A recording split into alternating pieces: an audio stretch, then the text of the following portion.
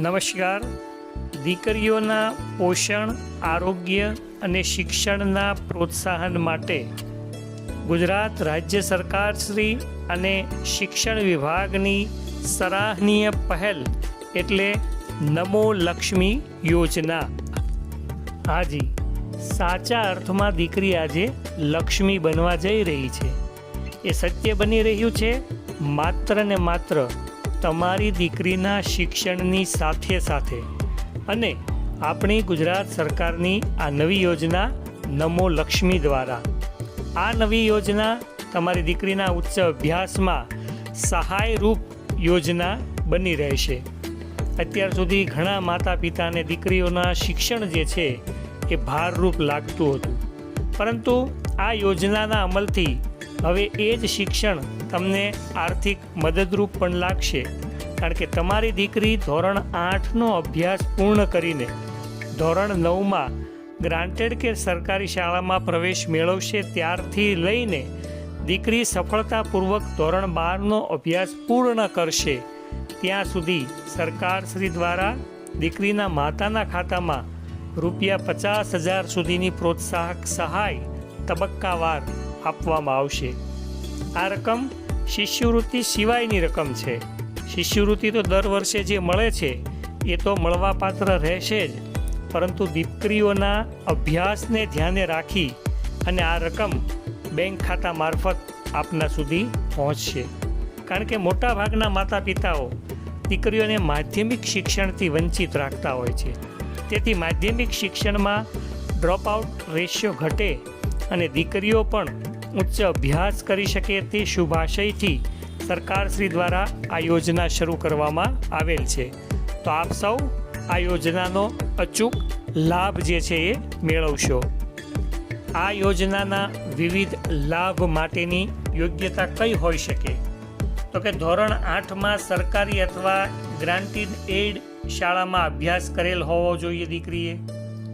દીકરી non granted શાળામાં RTA અંતર્ગત પ્રવેશ મેળવેલો હોય તો પણ આ યોજનાનો લાભ એને મળી શકશે. આ ઉપરાંત જો નોન ગ્રાન્ટેડ શાળામાં ધોરણ 8 કરેલ હોય તો 6 લાખથી નીચેનો વાર્ષિક આવકનો દાખલો આ યોજના માટે જરૂરી છે. આપણે વિચારતા હશું કે આ યોજનામાં કેવા કેવા લાભો મળી શકે દીકરીઓને. ધોરણ 9થી 12માં અભ્યાસ કરતી રાજ્યની તમામ વિદ્યાર્થિનીઓને આ યોજના અંતર્ગત લાભ મળવાપાત્ર થશે. આપની દીકરી શાળા કક્ષાએ અન્ય શિષ્યવૃત્તિ મળતી હશે તો પણ આ યોજના અંતર્ગત એનો લાભ એને મળવાપાત્ર પણ થશે. આ યોજનાના મુખ્ય લાભની વાત કરીએ તો ધોરણ 9થી 12ના 4 વર્ષના અભ્યાસ કાર્ય દરમિયાન તબક્કાવાર દીકરીના માતાના ખાતામાં ₹50,000 જેટલી પ્રોત્સાહક રકમ જમા થશે. જેમાં માધ્યમિક શિક્ષણ દરમિયાન એટલે કે ધોરણ 9 અને 10માં અભ્યાસ કાર્ય દરમિયાન જો વિદ્યાર્થિનીની નિયમિત હાજરી હશે તો ₹20,000ની સહાય આ માધ્યમિક શિક્ષણ દરમિયાન જ એને મળવાપાત્ર થશે. જેમાં ધોરણ 9ના અભ્યાસ કાર્ય દરમિયાન દર મહિને ₹500 લેખે 10 મહિના સુધી ₹5,000ની સહાય મળવાપાત્ર થતી હોય છે. આ ઉપરાંત માધ્યમિક શિક્ષણના અતિ મહત્ત્વના વર્ષ એવા ધોરણ 10માં અભ્યાસ કાર્ય દરમિયાન દર મહિને ₹500 લેખે 10 મહિના સુધી ₹5,000ની સહાય માતાના બેંક ખાતા દ્વારા લાભાર્થી દીકરીને મળવાપાત્ર થશે.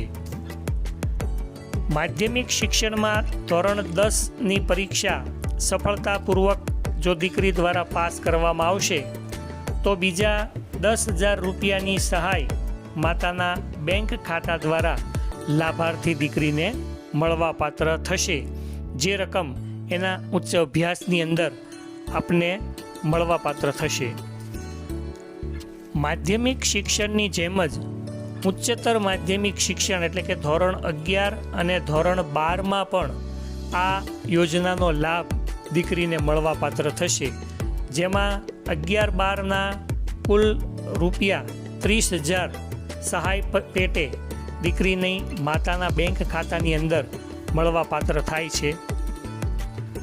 ધોરણ 11ના નિયમિત અભ્યાસ કાર્ય દરમિયાન ₹750 લેખે દર મહિને એવા 10 મહિના સુધી 7,500 અને ધોરણ 12ના અભ્યાસ કાર્ય દરમિયાન દર મહિને 750 લેખે 10 મહિના સુધી એટલે કે ₹7,500 માતાના ખાતામાં આ સહાય પેટે મળવાપાત્ર થતા હોય છે.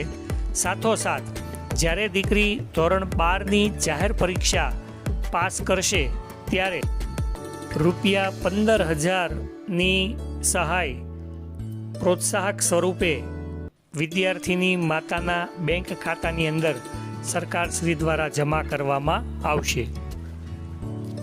આ યોજનાનો લાભ લેવા માટે જરૂરી ડોક્યુમેન્ટ ક્યાં ક્યાં જોઈશે આપણે એની પણ એક સમજ પ્રાપ્ત કરીએ.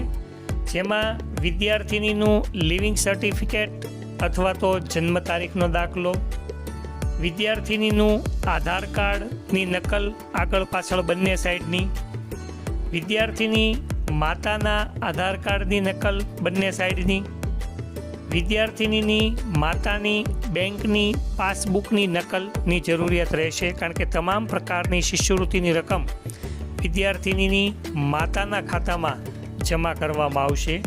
આ ઉપરાંત માતા હયાત ન હોય તેવા કિસ્સામાં વિદ્યાર્થીનીની પોતાની બેંકની પાસબુક જે છે એની અંદર આ રકમ જે છે એ તબક્કાવાર જ્યાં સુધી દીકરી અભ્યાસ કરશે ત્યાં સુધી ધોરણ 12 સુધી એને મળવાપાત્ર થશે. આ રકમમાંથી પ્રોત્સાહન હોવાને કારણે શિક્ષણની પૂર્ણ જરૂરિયાત જે છે એ પૂરી થાય છે.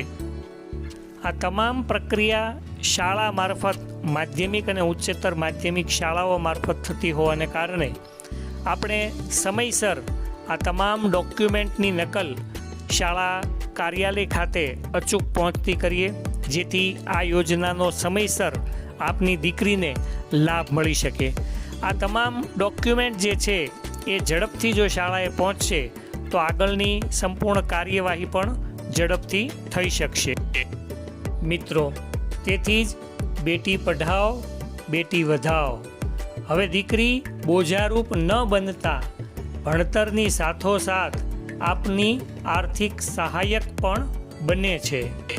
રાજેશ રાજ્યગુરુના જય હિન્દ, જય જય ગરવી ગુજરાત.